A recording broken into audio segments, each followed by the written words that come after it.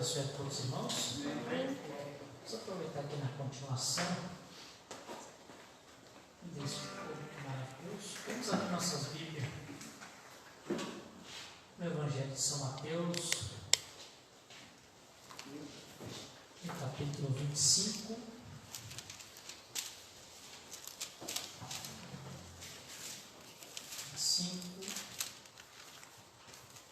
No versículo 31 em diante.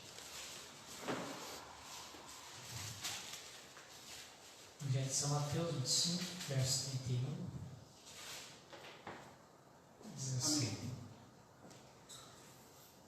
Quando o Filho do Homem vier em sua glória, e todos os santos anjos com ele, então ele se assentará no trono da sua glória, e diante dele serão reunidos todas as nações, e ele separará uma das outras, como o pastor divide suas ovelhas dos bodes.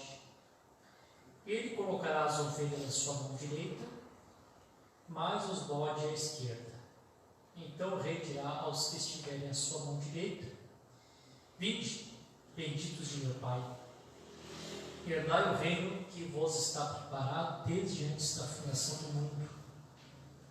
Porque eu tive fome e me deste comer, tive sede e me deste beber, eu era estrangeiro e me acolheste, despido e me vestisse, estava enfermo e me visitaste, estive preso e foste até mim. Então os justos lhe responderão, dizendo: Senhor, quando te vimos com fome e te alimentamos, ou com sede e te damos de beber? Quando te vimos estrangeiro e te acolhemos, ou despido e te vestimos? Quando te vimos enfermo ou na prisão e foste ver? Respondendo o rei lhes dirá: na verdade vos digo, que quando fizerdes a um menor desses meus irmãos, a mim o fizeste. Então dirá também aos que estiveres à sua mão esquerda: apartai-vos de mim, malditos, para dentro do fogo eterno, preparado para o diabo e seus anjos. Porque eu tive fome e não me deste comer, tive sede e não me deste beber, eu era estrangeiro e não me acolheste, despido e não me vestisse, enfermo na prisão e não me visitastes. Então eles também lhe responderão, dizendo: Senhor, quando te vimos com fome, com sede, com estrangeiro, ou despido, ou enfermo, ou na prisão, e não te servimos? Então ele lhe responderá, dizendo: na verdade vos digo, que quando não fizerdes ao menor desses, não fizeste a mim. Irão esses para o castigo eterno, mas os justos para a vida eterna. Senhor Jesus, amém. Nesta noite eu tenho lido a sua palavra, amém, que é santa, bendita, é um alimento para nossas almas. Eu te peço, meu Deus, que a inspiração do Todo-Poderoso seja sobre nós, possamos daqui extrairmos o alimento para os teus filhos nessa noite, que vieram, saíram dos seus lares, estão aqui sentados nesses bancos, e não somente aqui, Senhor, mas que eles possam também estar assentados em lugares celestiais em Cristo, Amém. para ouvir a tua palavra e receber o que o Senhor tem, nem para repartir conosco. Esta é a minha oração e meu agradecimento no precioso nome de Jesus Cristo. Amém. Deus possa sentar-nos.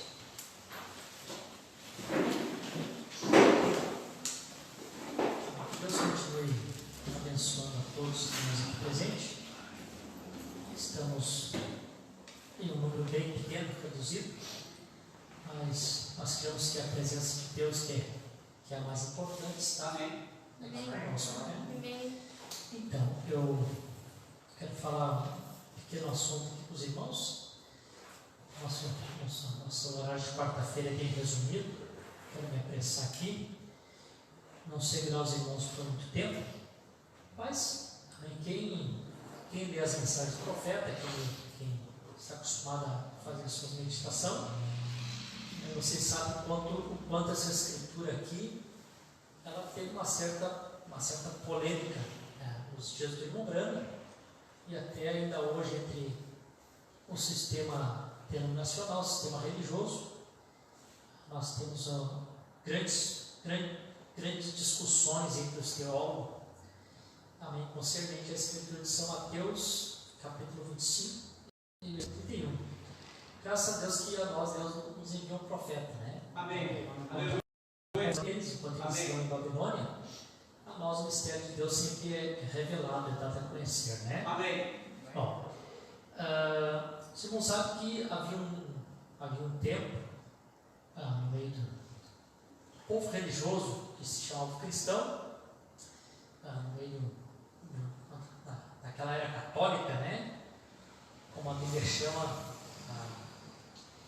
aquela era das trevas, né? Quando a Igreja Católica tinha o domínio, ali, o controle da religião, o controle das pessoas. Então, aquelas pessoas serviam a Jesus, eles eram bons católicos, não porque eles amavam a Deus, amavam o Senhor Jesus Cristo, né? O próprio Martinho Lutero, ele tinha uma indagação com ele, algumas perguntas assim, sem resposta, e ele dizia que ele não conseguia amar aquele Deus que a igreja apresentava para ele, né? Que a Igreja Católica sempre apresentava ali para o seu povo, para os seus crentes, um Deus irado, que estava sempre irado com as pessoas, sempre bravo com as pessoas. E a gente sabe que na Idade Média ali, qualquer coisa que acontecia, uma peste, uma praga, eles já diziam, viu, Deus está irado, e as pessoas saíram fazendo penitência, pagando indulgência, para ver se eles aplacassem a ira de Deus, né? Porque eles eram ensinados, amém, que o Deus que eles serviam, um Deus irado, estava sempre pronto a levar eles para o inferno. Então, Martinho Lutero era um homem que um dos monges que mais se flagelou naqueles dias foi Martinho Lutero, né? Diz que ele passou uma noite toda dormindo no gelo para ver se ele conseguia se libertar dos seus pecados, porque ele tinha medo de comparecer diante de Deus como um pecador. E aí, como o seu padre ali, né, daquela ordem, percebeu que Martinho Lutero estava tendo muito conflito, foi quando ele decidiu mandar Martinho Lutero então para a escola de teologia, para estudar a Escritura. Hein? E quando Martinho Lutero então começou a estudar a Escritura, ele descobriu, amém, que esse Deus que ele dizia que era um Deus irado, um Deus violento, que estava assim pronto para mandar as pessoas para ir para o inferno, e também através de Jesus Cristo se revelou-se um Deus cheio de amor e compaixão, né? Um Deus cheio de graça e de misericórdia. Então, a partir dali, amém, Lutero conheceu esse Deus, amém, que era puro amor, não é assim? Já com uma essência de amor esse Deus. Bom, ali nos dias de Lutero, dizem que, mais ou menos naquele período, eles estavam construindo aquela, que hoje é a Capela de São Pedro, né? A Basílica de São Pedro, que eles chamam. E diz que o Papa ali precisava de muito dinheiro para construir aquela basílica, e mandou alguns homens que eram especialistas em vender indulgência para o povo, para toda a Europa, para que eles pudessem arrecadar dinheiro para a construção da basílica, né?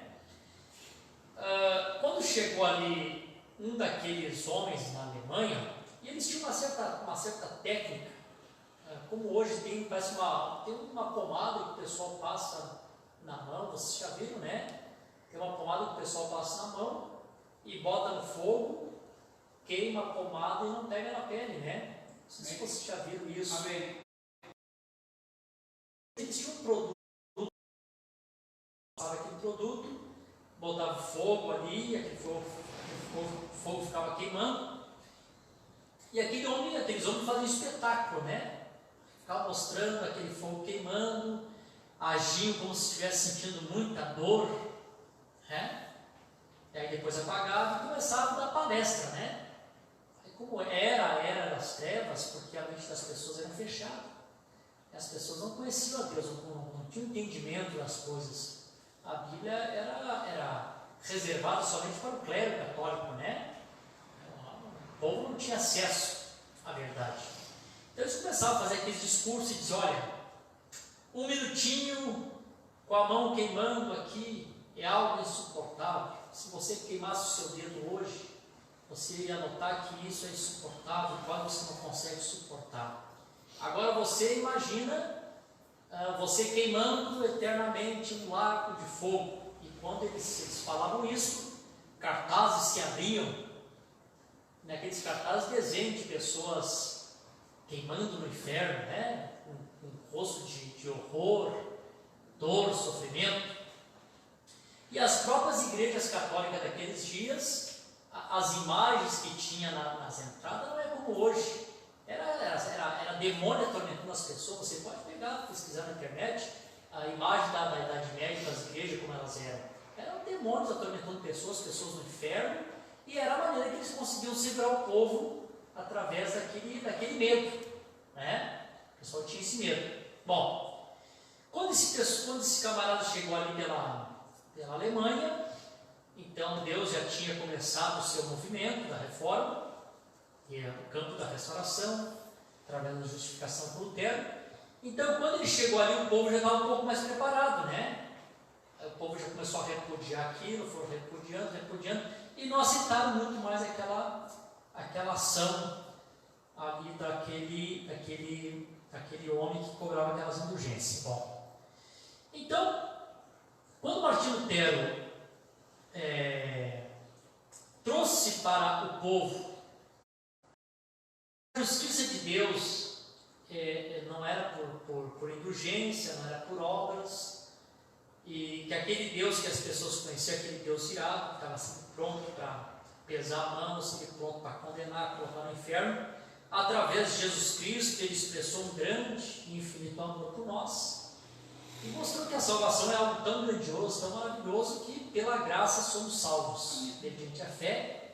E Martinho Lutero fez questão de escrever na Bíblia dele somente do lado da palavra fé. Então, que somente pela fé nós podemos ser salvos. Amém. Bom, aquele povo que estava escravo durante todos aqueles anos, prisioneiro de um sistema, prisioneiro mais dos seus próprios temores, dos seus próprios medos, né? Agora encontrar a luz, e eles começam a ser libertos daquela escravidão. Logo então Deus traz aquele avivamento. Nesse mesmo tempo começa a aparecer os livros impressos, começaram a aparecer as primeiras impressões. O profeta diz que a ciência acompanha Deus. Cada tempo que Deus traz alguma coisa, vocês podem ver que sempre uma tecnologia nova aparece para benefício das coisas de Deus, né? Hoje nós temos a internet, nós podemos pregar aqui, nós estamos aqui não mais de 11, 12 pessoas, e na internet às vezes você alcança o dobro, o triplo, 4, 5 vezes mais, não é assim? Por quê? Porque Deus em cada tempo sempre aproveita o instrumento para que ele possa também realizar o seu trabalho. Então logo as Bíblias alemãs foram se espalhando, foram aparecendo outros homens, e aquela chama de Lutero foi se acendendo em outras pessoas, João Calvino, Knox, enfim, todos aqueles homens que apareceram ali naquele período através do protesto de Lutero. Então trouxe uma grande libertação para o povo. O povo sai daquela escravidão, sai daqueles temores, daqueles medos, como nós costumamos dizer aqui, que a pior enfermidade que Satanás coloca na pessoa é o medo, e a mensagem que eles trouxeram libertou o povo daquele medo. Claro que vocês sabem que a tendência das pessoas, a tendência é sempre essa, né?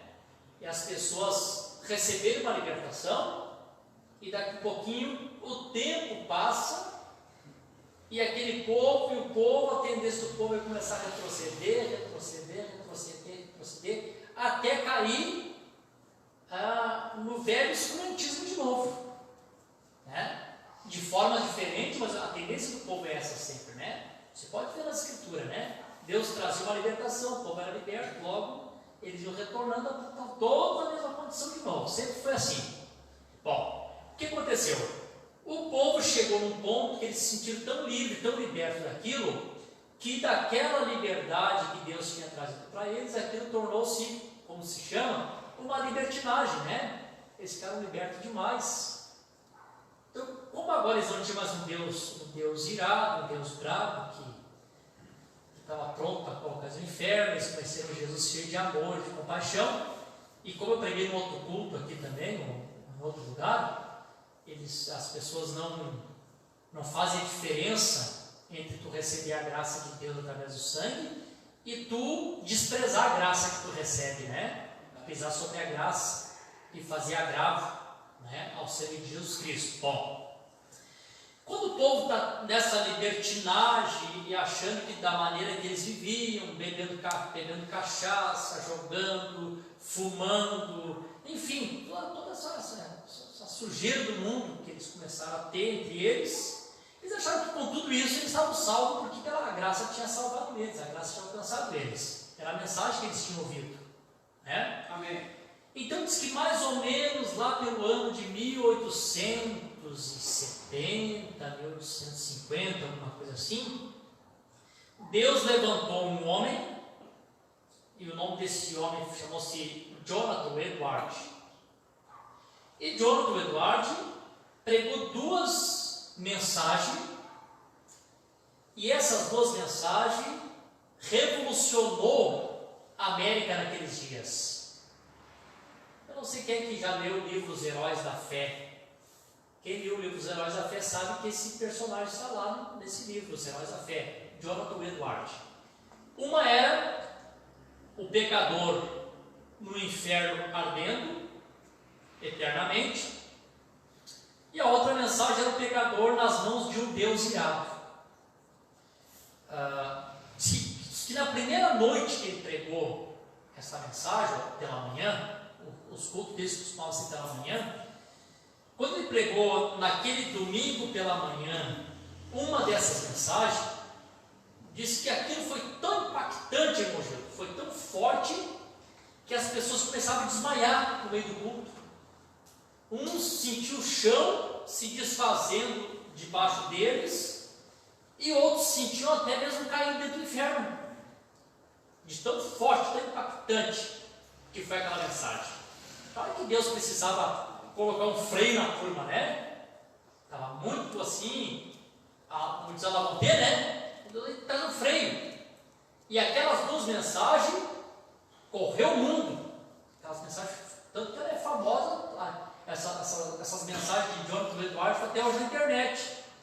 Claro que hoje o narrador que fala essa mensagem fala assim num tom, né, tipo eu assim devagar, tá, mas quando ele pregou com uma autoridade, aleluia, né, com uma inspiração. Amém. Deus precisava renovar o temor no coração das pessoas, né? Amém. Bom, e a partir dali então as pregações começam a mudar de rumo, porque agora a igreja está entrando num estágio de santificação, né? Estava saindo daquela justiça de Deus, e aparece John Wesley pregando que sem santidade ninguém veria ao Senhor. É assim? Bom, o que aconteceu? Essa pregação de Jonathan Edwards, ela revolucionou o mundo naqueles dias, as pessoas concernente a esse inferno. Mas a gente sabe também que Jonathan Edwards não era um profeta, né? Então ele pregou essa mensagem, e naqueles dias ele mostrou que aqueles que fossem julgados e condenados, eles iriam sofrer nesse castigo eterno, para sempre, eternamente eles sofreriam, né?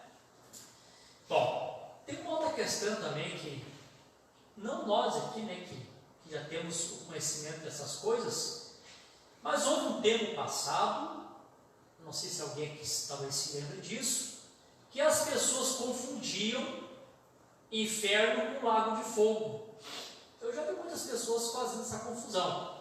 Geralmente o ímpio, o denominacional, imagina que a pessoa que parte sem Jesus hoje, eles imaginam a pessoa morrendo e indo para o inferno que está queimando, né? Está queimando. E aí o profeta vem, o mensageiro vem e diz: olha, é o seguinte, hoje não existe um lago de fogo ardendo aonde estão os pecadores. Haverá sim um lago de fogo lá no final, depois do trono branco. O inferno hoje, para onde as pessoas vão, esta casa de prisão, não está queimando com fogo. Aí ele disse, por quê? Ele disse, porque Deus é um Deus justo. Amém. Deus não mandaria ninguém para um lago de fogo, ou para a condenação, vou dizer assim, a última instância, né? Sem primeiro passar pelo julgamento. Se um juiz aqui na terra, por mais corrupto que ele seja, antes de mandar alguém para a sua pena, ele tem que passar por um julgamento, não é assim? Amém. Então, quanto mais Deus também é justo. Eles ficam encerrados em casas de prisões até que venha o julgamento do trono branco. Então, lá no julgamento do trono branco, quando houver o julgamento de cada um, aqueles que forem sentenciados à morte, estes irão para o lago de fogo. Vocês compreendem isso, né? Amém. Então, o profeta mostrou claramente que não era a mesma coisa. E só para reforçar aqui, na perguntas e respostas sobre o selo, na pergunta 14, alguém perguntou para o irmão Branco. Perguntaram assim, é o mesmo inferno e o lago que arde com fogo e enxofre? O profeta disse, não. O inferno, ou seja, a palavra grega, de onde tomaram essa palavra para a nossa Bíblia. Temos algumas pessoas presentes que estão bem instruídas na palavra. Quero fazer a menção deles, são o irmão Everson, o irmão Vale e outros que são verdadeiros teólogos. A palavra original que se traduz é Hades, o qual significa a tumba, correto? A palavra grega que significa a tumba. Porém agora, o lago de fogo é outra coisa, porque em Apocalipse capítulo 20, versículo 14, nós vemos onde o inferno e a morte foram lançados no lago de fogo. Então até mesmo a morte e o inferno também serão lançados no lago de fogo.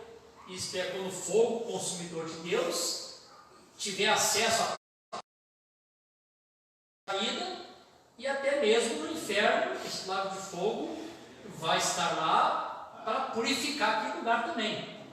Assim? Amém? Então, quando chega no final, até mesmo o inferno será queimado também, né? Será queimado esse inferno. Bom, então o profeta mostrou que não é a mesma coisa. O profeta fala então, só um parecer que seria inferno. Ele teve lá, nos contou para nós que não tinha muito como explicar o que era o inferno, mas ele pediu que as pessoas não fossem para lá, né? Então, a maneira que era o inferno, ele pediu que não fosse. Não tinha como descrever o que era o inferno, que não era para ir para lá. Bom, se o profeta viu o inferno e pediu que as pessoas não fossem para lá, e o inferno é algo só temporário, enquanto se aguarda o juízo.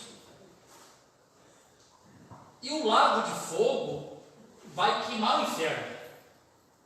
Então eu acho que o lago de fogo de fato não tem nenhuma explicação. Que quase não se viu o profeta falando como seria lá. E não tem, acho que, nem como explicar isso. O profeta só diz assim, que no lago de fogo extingue-se o corpo, extingue-se o espírito, extingue-se a alma. Verdade, amém. Correto. E isso está na mensagem, eu creio que perguntas e respostas sobre Hebreus. O profeta diz que o lago de fogo vai extinguir o corpo, extingue o espírito e extingue a alma. Então assim, se as pessoas imaginassem o que fosse o inferno, eles nunca desejariam ir para lá. E se o inferno é tão horrível como se ouve o profeta falando, então como que se imagina o lago de fogo? É assim? O profeta só dá algumas dicas, que eu vou ler só um parágrafo aqui, a dica que o profeta dá a respeito desse lugar de tormento. Ele diz assim, para esclarecer, quando o homem tem um pesadelo, completamente dormindo, nem mesmo está acordado. Ele está entre dormindo e acordado. E é isto que o faz ter agitações e gritos horríveis. E quem já teve pesadelo sabe que o pesadelo é algo que ninguém gosta de ter, né? Quando tu pensa que tu acordou, tu continua dormindo, as coisas continuam acontecendo, e tu não consegue te livrar daquilo, tu não tem força nem para gritar. Nós que somos cristãos, quando nós temos um tipo de sonho ruim, a primeira coisa que nós queremos é clamar o nome do Senhor Jesus Cristo, o sangue de Deus tem poder, não é o costume. E tu pode notar que a primeira coisa que parece que te sufocou e tu não consegue falar. Nessa dimensão, é como se tu perdesse todo o controle dos teus sentidos. Tu não tem mais aquele domínio, controle. Então tu está numa dimensão que todos os teus sentidos estão à mercê daquele ambiente. Não consegue correr, não consegue te livrar. No pesadelo não te dói as pernas, não dá uma fraqueza nas pernas. Parece que cada perna está pesando 1000 quilos, não consegue tirar do chão. É assim que acontece. Então é como se tu perdesse o controle completo de todo o sentido que tu tem. Estão me compreendendo? Amém. Porque ele não está dormindo, ele não está acordado. É uma fase que você não está nem no teu consciente, nem no teu subconsciente. Não é nem o teu consciente que toma as decisões, e nem o teu subconsciente, o subconsciente é aquele servo fiel, que só obedece às decisões. O nosso consciente aqui, o profeta diz que é o homem de cima, está enxergando, que toma a decisão. O subconsciente não toma decisão nenhuma. Verdade. O subconsciente só obedece à decisão do teu consciente. Amém. Então o homem de cima manda a vibração e de baixo obedece. É verdade. Então, tu está ali, tu não está nem entre nem no homem de cima, nem no homem de baixo, está entre meio e os teus sentidos estão à mercê. E ao tomar aquilo, mostra para onde o homem não convertido vai quando ele morre. Ele vê o seu tempo, ele morreu na terra, e ele não pode ir para a presença de Deus porque ele não está preparado para ir lá sem o sangue. E ele está preso, ele não pode voltar para a terra, porque a sua hora aqui na terra terminou, e ele está preso no meio. Ele está em um pesadelo, vê? Ele não pode ir à presença de Deus para descansar. Ele não pode voltar, vir até a terra, porque o seu tempo terminou. Ele está em um pesadelo. E lá ele permanecerá até o dia do julgamento. Uma coisa horrível para estar lá. É verdade. Claro, que o profeta falava com testemunho, ele sabia do que ele estava falando. Verdade. Amém. Que a prerrogativa sabia pelas escrituras e sabia por experiência. Amém. Amém? Amém. Aleluia. Eu não vou ler aqui essa mensagem, mas eu vou mostrar para os irmãos. Na mensagem que é esse Melquisedeque, o irmão Brando dá um testemunho a respeito disso e mostra para nós o seguinte. Ele mostra para nós aquele homem que foi atropelado num certo lugar, e aquela moça, depois de muitos anos, atropela aquele mesmo homem naquele mesmo lugar, e o profeta mostrou que ele, naquela quinta dimensão onde ele está, ele vive como se ele estivesse constantemente sendo atropelado, como se aquela cena do acidente sempre estivesse acontecendo. E a gente sabe que nossos piores temores estarão ali, Amém. Não vai dizer nosso, porque eu creio que somos redimidos, Amém. Amém? Mas o temor daqueles que irão para lá estarão ali. Isso a pessoa pode ter certeza, Bom, e aí o que acontece? Então, quando Deus envia esta mensagem, esse profeta, o irmão Brana coloca algumas coisas em ordem a respeito dessa escritura. Embora essa mensagem de Jonathan Edwards revolucionou o mundo, trouxe um avivamento para que a igreja entrasse em santidade, mas ainda não era toda a verdade, porque ele cria que o inferno era um inferno que as pessoas iriam queimar eternamente. Então, o profeta traz uma correção, e vou dizer uma coisa para vocês, irmãos. O único homem que teve coragem de se colocar atrás do púlpito e sustentar isso foi o profeta. Amém. Aleluia. E tinha outros homens que não acreditavam no inferno eterno, mas eles não tinham coragem de falar. Verdade. Sabe por que eles não tinham coragem de falar? Porque ia contra todo o pensamento de todo um sistema. Por isso que o profeta, irmãos, foi a invasão de um homem só. Amém. Um homem só conquistando o mundo. Ele foi um contra todos. Amém. Aleluia. Não é assim, irmão Antônio? Amém. O único que teve coragem de se colocar no púlpito e dizer, não é assim. Não, mas está escrito. Não, a nossa música não pode. Amém. Eu li aqui para vocês, tinha os doutores ali de Sertão do Tabernáculo, elogiou, tem o doutor fulano, mas não aqueles doutores se atreveram. O irmão Olivário até acreditava que não tinha inferno eterno, mas nunca teve coragem de expressar isso.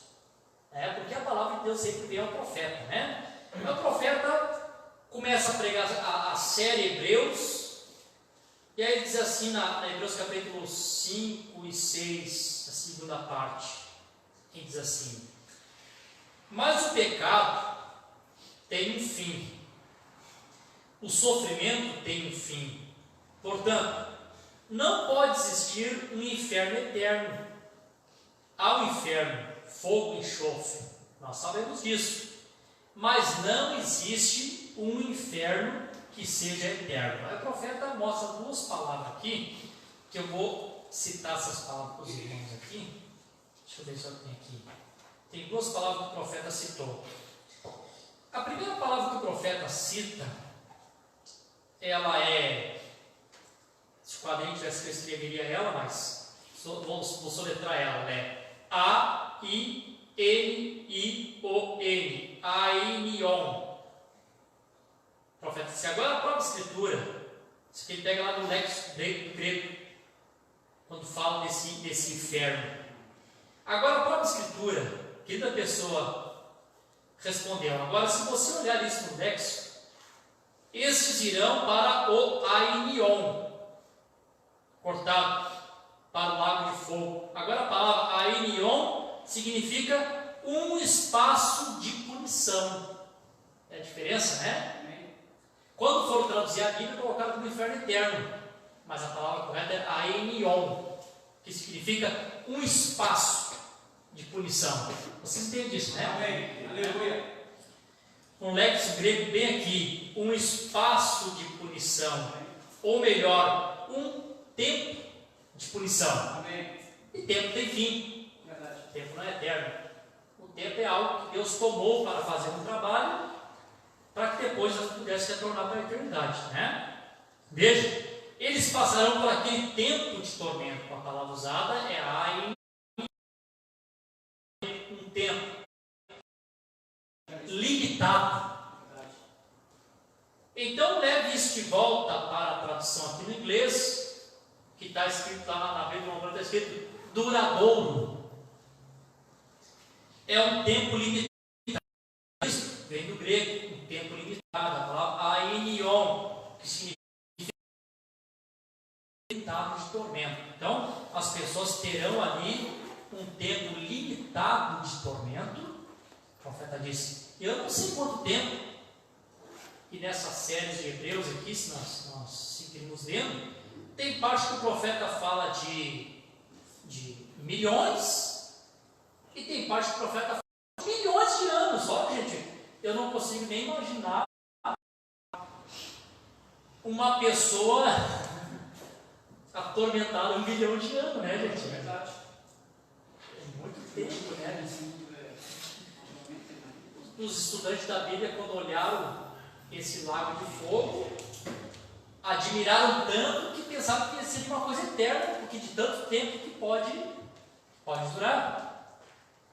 E aí, quando a gente veja essas coisas, irmão Gil, irmão Antônio, Zezinho, Lauro, Brian, pense nisso. Sim, verdade. Quando a gente vê essas coisas, o que a gente fica pensando?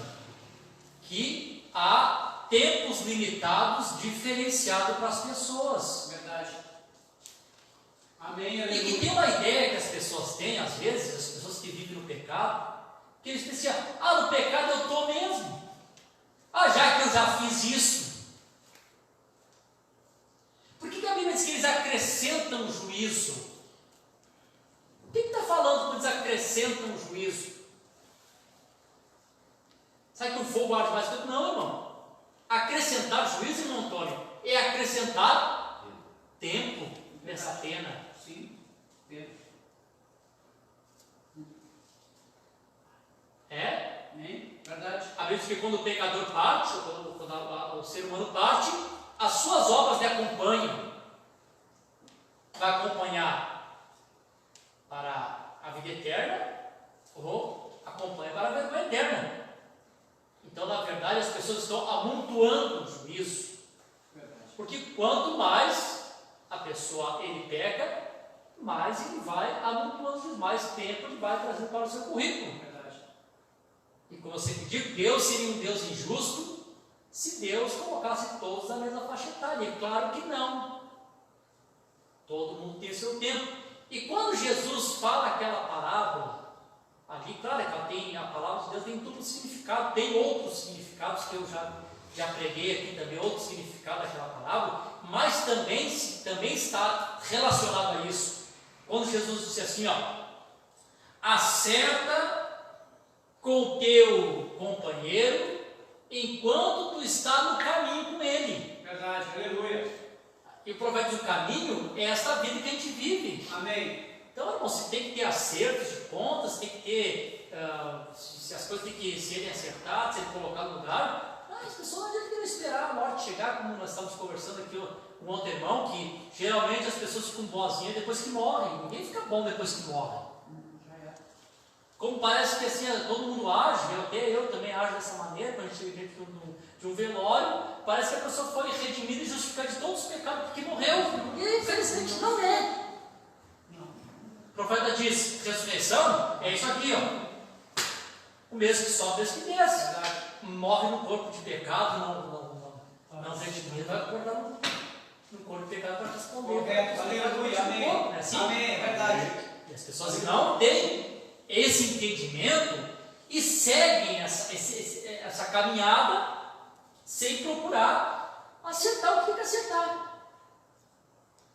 Irmão, eu já vou encerrar aqui o que eu quero falar, mas deixa eu só dar uma paradinha nisso aqui. Eu sei que isso aqui vou falar bem rudimentar, alguém pode pensar, nós estamos em tal dimensão e o pastor está falando essas coisas rudimentares. É necessário. Amém.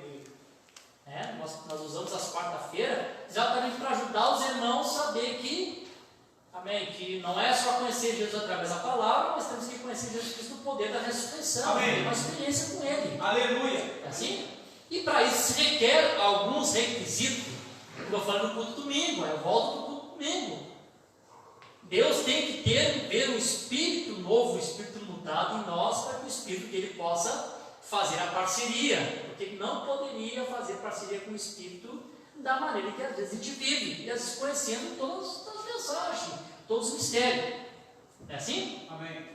Aleluia. Aleluia. Eu creio que o tempo que a gente vive agora, com tudo que Deus tem nos trazido, com a luz da palavra, e a gente vê que o tempo que a gente vive é o tempo de arrebatamento. Amém. Tempo de arrebatamento. Verdade. Ele desceu, está preparando para a subida. Estamos só aguardando essa subida, não é assim? Amém. Os mortos ressuscitam um dia desse, nós subiremos. Amém. Estamos nesse tempo. A Bíblia diz que quanto mais o tempo vai passando, tempo que mais temos que levar as coisas com seriedade e realmente colocar as coisas em ordem. Esses dias eu me acordei de manhã e comentei com o irmão Gil. Coisas que são demais, tão simples, mas Deus é simples. Amém. Deus mostra para nós que são nas pequenas coisas que as pessoas tropeçam. Verdade. Irmão, se tem uma pedra na frente do tamanho do meu carro, ninguém vai tropeçar nessa pedra. Verdade. Está todo mundo vendo. Verdade. Estou tropeçando naquela pedrinha que ninguém vê, pequenininha, que parece que não vai fazer, eu pisa mal, cai e quebra a perna. Não vi, a pedrinha é tão pequenininha, causou um estrago. Não é assim? Amém. São as pequenas coisas que nos afastam, que nos tiram da presença de Deus. Verdade. Eu estava, esses dias que eu me acordei com um pensamento assim, preocupado. Qual foi a minha preocupação? Quando eu vim morar em Araranguá, tudo que nós tínhamos ali no início, algum irmão deu um armário, deu uma cama, deu um colchão, e fomos arrecadando assim, alguma coisa de cada um, e mobiliando a casa só de coisas dadas. E o botijão de gás, a irmã Valdete, na época, me emprestou o casco reserva que ela tinha. Os anos passou e eu fui ficando com aquele casco. E me esqueci irmã Valdete tinha me emprestado o casco? Claro que ela nunca me cobrou, eu sei que ela nunca ia me cobrar. Mas um dia de manhã, irmãos, o Espírito Santo foi nos dado, irmão Gil, para nos guiar em toda a verdade. Amém. Um dia o Senhor me falou. Vocês lembram que uma vez o Espírito Santo acordou irmão Branco para dar água para um dos bebês dele? Lembra disso, irmão Antônio? Que estava com febre? Amém. Irmão, em pequenas coisas Deus se desperta. Te acorda que, não sei qual deles, se era Sara, Rebeca ou José, te acorda que José irmão Branco deve se acordar ligeiro, estava passando mal, ou ela, não me lembro quem. Pequenas coisas, irmão, Deus age. Parece que não, mas ele age. Me acordei com aquele sentimento assim, o botijão não é meu, é da irmã Valdete. Irmãos, eu procurei sair de atrás, porque na internet não sei muito mexer, não sei como conseguir, não consegui. Peguei, colhei da fábrica mesmo. Enquanto eu não comprei, não larguei lá na casa dela, aquilo não saiu do meu coração nenhum. Amém. Eu sei que é simples. É verdade. Bom, Jesus disse: acerta com o teu companheiro enquanto está no caminho com ele. Por quê? Para que quando chegar no final da caminhada, quando encerra a tua vida, ele te entregue ao oficial de justiça e ele te prenda. Agora vem essa prisão que chama de eterno, o anion, um espaço de tempo, né? Tempo de punição. Te prenda ali, e Jesus disse assim, e tu não vais sair dali sem pagar o último centil. Amém. Então tem os centis para pagar. Neste 1000 anos tu pagou isso. Agora passou mais 1000 anos, tu pagou mais isso. A gente compreende que o lago de fogo é um espaço de tempo, e por Deus ser justo, e cada um com o seu tempo, né? Amém. Vocês estão felizes, irmãos, que vocês saírem do lago de fogo? Amém. Bom, então, só para a gente não ficar só nessa parte difícil, né? Deixa eu falar da parte boa aqui, né? Amém. Deixa eu ver se eu me acho aqui.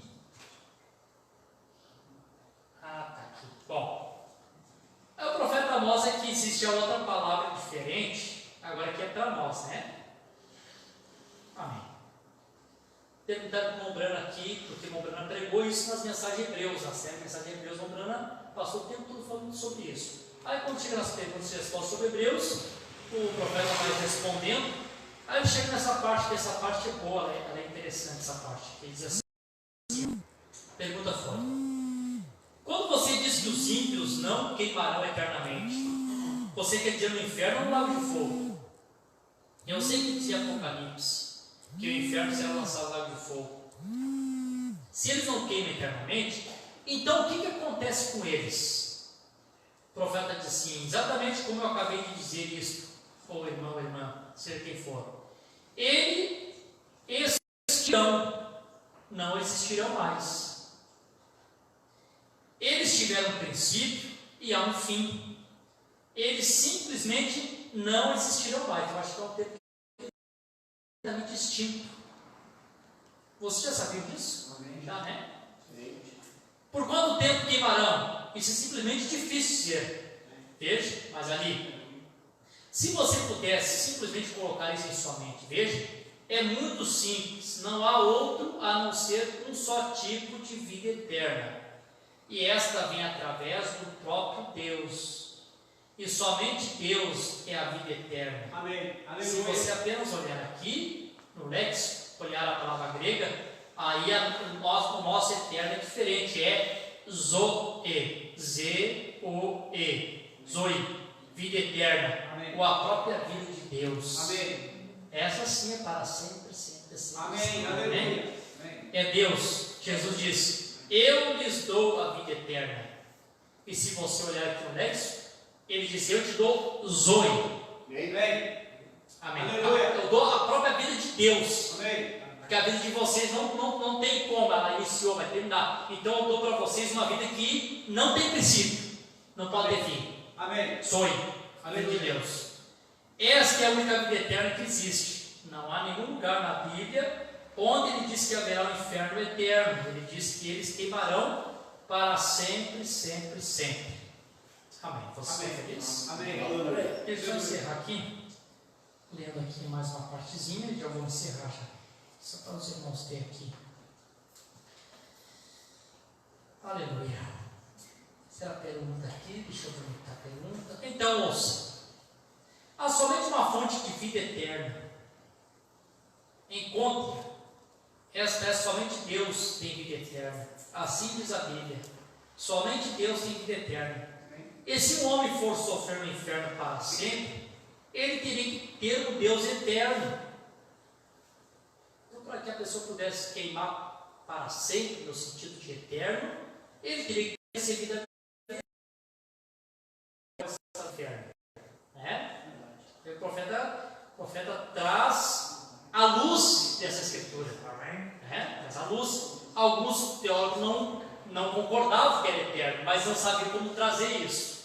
Tinha que ser o profeta para fazer a revelação. Agora, recorde, eu não estou dizendo que não há um inferno ardente. Há um inferno ardente, fogo, enxofre, onde o calor, o fogo não se extingue, o calor nunca acaba, de fogo e enxofre. Há uma punição.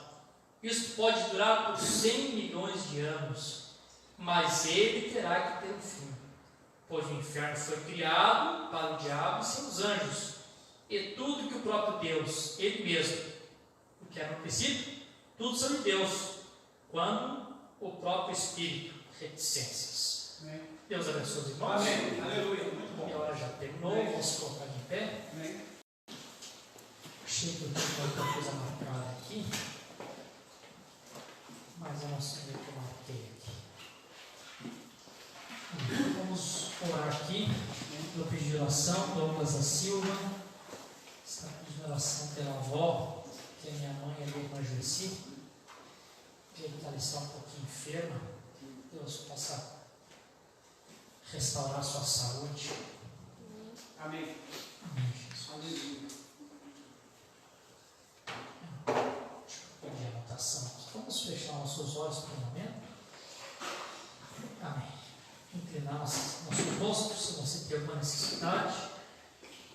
Você pode colocar diante de Deus nessa hora. Amém. Senhor Jesus, muito obrigado, Senhor, por esta noite, por esse culto de oração, meu Deus, que o Senhor tem marcado, que o Senhor tem determinado por uma direção divina, e aqui o Senhor tem trazido os teus filhos, tem os congregado neste lugar. Como diz a tua palavra, Senhor, que quando nós víssemos o tempo chegando, se aproximando, é nesse tempo que nós deveríamos nos congregar cada vez mais. Amém. E jamais abandonarmos a nossa congregação. Tempo que nós deveríamos estar mais em torno da tua palavra, escutando essas verdades, tendo esse tempo de preparação. Para tudo ter um tempo determinado. O Senhor enviou um profeta com uma mensagem, preparou o povo para a descida do Senhor Jesus Cristo. O Senhor desceu e agora está preparando o povo para a subida. Houve uma preparação para a sua descida e agora uma preparação para a subida.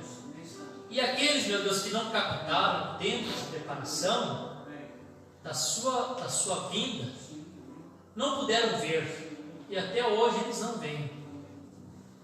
E muitos, meu Deus, que estão aqui, que muitas vezes têm visto, mas não estão captando o tempo de preparação. Um dia desses haverá uma subida, haverá um rapto. E somente aqueles que ouviram, captaram, foram participantes dessa preparação, é que subirão, e os demais ficarão. Quando o teu profeta, meu Deus, nos ensina, prega essas coisas, como ele diz para nós, que há um céu maravilhoso, há uma vida eterna, a própria vida de Deus. Ele disse que será sublime, mais do que sublime. É maravilhoso, mais do que maravilhoso. Como o William Branham não conseguiu expressar realmente o que era a vida eterna, o que o apóstolo Paulo não conseguiu expressar o que era isso, quando ele disse que os olhos não viram, os ouvidos não ouviram, é o que Deus tem preparado para nós. Meu Deus, não podemos nem imaginar o que é a vida eterna.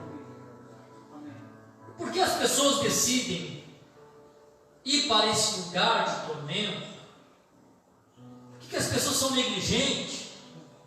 Por que o ser humano deixa tudo para a última hora? Por que as pessoas são tão senhor de si? Por que eles acham que eles podem tudo e acham que não vão encarar um Deus irado lá no final? Ora, eles tropeçam nesse Deus de misericórdia, de amor, que derramou o seu sangue em propiciação ao nosso pecado, e com esse sangue nos lavou das nossas culpas. Aleluia. E muitas vezes eles tomam esse maravilhoso sangue puro, profano, e acham que são donos de si mesmos. Mas eles desreconhecem, eles ignoram isso, que um dia eles terão que tratar com Deus. Eles terão que pagar cada centil naquele lago de fogo. E quando o Senhor traz uma mensagem como essa que o Senhor trouxe hoje, não é porque o Senhor está bravo, porque o Senhor está errado, não é porque o Senhor quer colocar medo nas pessoas, é porque o Senhor é um Deus de amor, que não quer que ninguém se perca, mas que todos cheguem. Isso é uma advertência do juízo. E teu profeta pregou a mensagem: advertência, depois juízo. Deus não chama o homem a julgamento sem primeiro advertir. Primeiro o Senhor adverte, traz advertência, e se aquele homem, se aquela mulher não prestar atenção, um dia terá que encarar o juízo do Senhor. Te damos graças, Senhor. Nós não queremos a vida aion, um castigo temporário. Nós queremos Zoe, a própria vida de Deus. Que isso é produzido e tem vindo a nós por meio da sua palavra. Somente a tua palavra pode nos dar a vida eterna. Somente o Senhor Jesus Cristo, o Verbo de Deus, que pode nos dar essa vida eterna. Oh Jesus, aqui está esse pedido de oração na minha frente. E há mais irmãos na internet que nessa hora talvez tenham necessitado, precisando, amém, de uma bênção, de uma cura. Há irmãos aqui, meu Deus, no tabernáculo nessa noite, que estão também dependendo, talvez, alguém com seus pedidos em seus corações. E o Senhor Jesus Cristo, palavra aqui nesta noite, que sonda os rins e os corações dos homens. A palavra do Senhor que é apta para discernir pensamentos e intenção de coração, que diante do nosso Deus tudo está nu e patente aos olhos daquele que nós temos que prestar conta. Que nesse momento, Senhor, as tuas mãos estendidas, amém, com bênçãos espirituais nesses lugares celestiais em Cristo que o Senhor tem nos colocado, aqui com todas as sortes de bênção, vai abençoando, vai curando, vai repreendendo todos os demônios de enfermidade, todas as hostes espirituais da maldade nos lugares celestiais. Satanás, no nome do Senhor Jesus Cristo, nós te repreendemos. Toda a fúria do inimigo, toda a obra de Satanás, seja repreendido, colocado por terra agora. Seja a vitória da igreja do Deus vivo. E essa igreja, Senhor, que o Senhor tem comprado com teu sangue redimido, nessa noite possa pisar sobre a cabeça serpente do escorpião. Dizer: Satanás, eu te coloco por debaixo dos teus pés. Porque há uma promessa que o Senhor tem nos feito em tua palavra, que o Senhor Deus muito em breve esmagará Satanás debaixo das plantas dos nossos pés. Deixe essa igreja saber, Senhor, que eles têm se revestido da tua armadura, que a palavra do Senhor os reveste de armadura, cinge os seus lombos, coloca a coraça da justiça, calça os pés dentro da preparação do Evangelho da paz. Aleluia. O Senhor tem dado a eles o escudo da fé, amém, com o qual eles podem apagar todos os dardos inflamados. Aleluia. E tem nos dado a maior arma de todas, a espada que é a tua palavra. E com ela nós podemos vencer todo o inimigo, todas as obras de Satanás, todos os demônios. Vencermos o mundo e o inferno, com essa espada que o Senhor tem nos dado.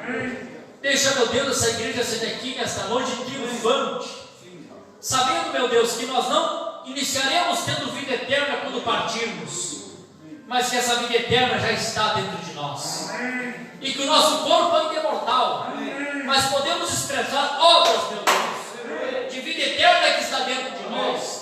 Se zoe a própria vida de Deus, isso possa saltar, fluir, como o Espírito Santo falou no domingo passado, como uma fonte de água que salta, que não consegue ficar presa, tem que sair para fora, tem que testificar, tem que testemunhar que algo lá dentro está diferente, algo lá dentro foi mudado. Aleluia! Que tem uma fonte de água que está jorrando, está saltando. Isso tem que vibrar, tem que sair para fora, Senhor. E ser uma fonte que pode saciar a sede de todos aqueles em nossa volta que precisam da água da vida.